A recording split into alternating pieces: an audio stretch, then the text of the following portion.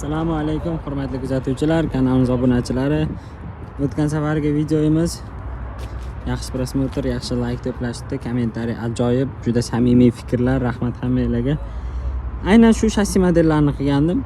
75 modeli, 90 modeli va zavoddan zavodskoy gazli modelimiz kelgan. Hurmatli kuzatuvchilar, ikkita 150 talik gaz baloni bor. 60 kuba gaz sig'imiga ega. Masalan 60 km tezlik bilan harakatlasangiz 25 ta rasot, ya'ni 300-350 km bemalol yuradi.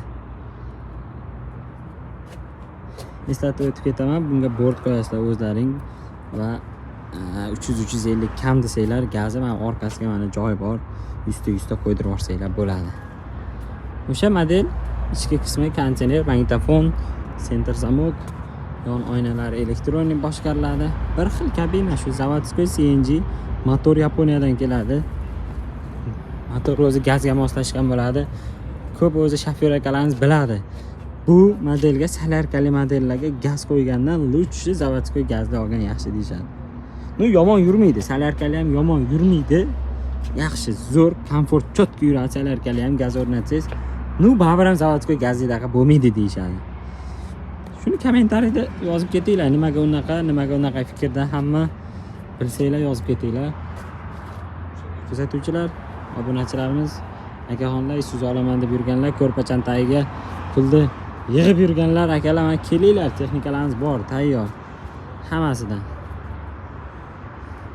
Uzunligi 480, 136 kuchi. Mana bular 156 kuchi salarkali bo'lgan hisobda. Zavodskoy gazli, bular turbina bo'lmaydi. Gazni o'zi bemalol podyomga zakonniki bilan chiqib beradi. Yana asinzator modelimiz bor.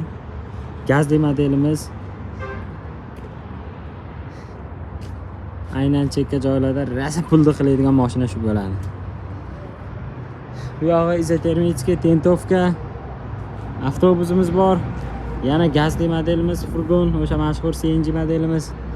Kelinglar, avtosalonga tashrif buyuringlar. Men menejer Umar o'zim kutib olaman. Sog' bo'linglar, salomat bo'linglar. Narxi kommentariyda birinchisi.